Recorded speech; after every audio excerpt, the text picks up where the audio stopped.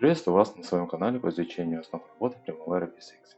Сегодня в видео расскажу, что такое пользовательские поля, как их добавлять и что с ними можно делать.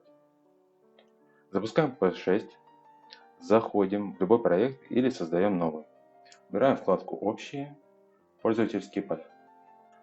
Как видим, пользовательские поля можно создать во всех предметных областях: ИСР, значение ресурсной операции, проблемы, проекты, расходы проекта, результаты работы и документы, ресурсы, риски, шаги операций. Выберем операции, нажимаем «Добавить», меняем название.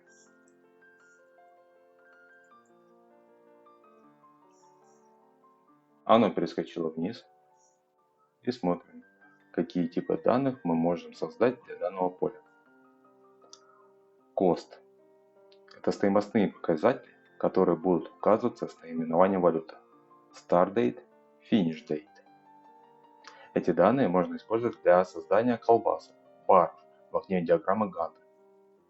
Integer – это целые числа.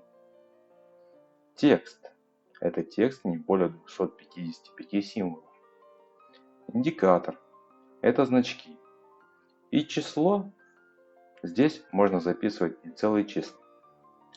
Давайте наглядно покажу, какие есть индикаторы. Выбираем для нашего примера тип данных индикатор, нажимаем «Закрыть».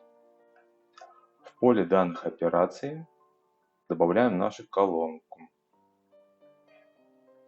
Она будет находиться во вкладке «Пользовательский». Вот она, колонка пример.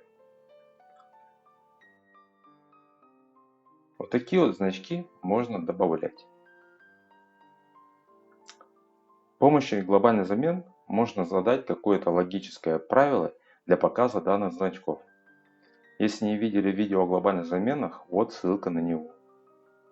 Например, если операция отстает от базового плана, можно сделать появление красного индикатора. Давайте вернемся в окно «Пользовательские поля» и поменяем на текстовое поле.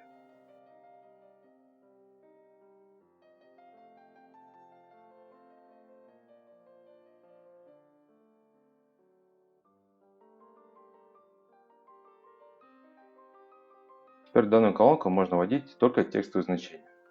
Например, пропишем операции А и операции В.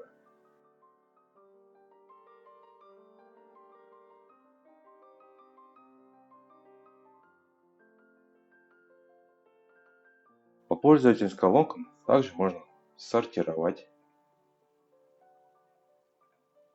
Также можно создать фильтр.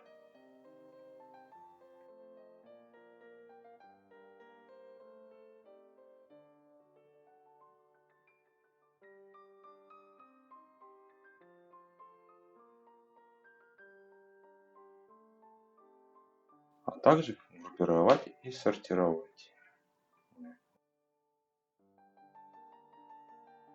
Произошла группировка по операции А и по операции В. Пользовательские поля могут быть использованы для записи информации в качестве альтернативы базы кодов активности и другим предопределенным полям P6.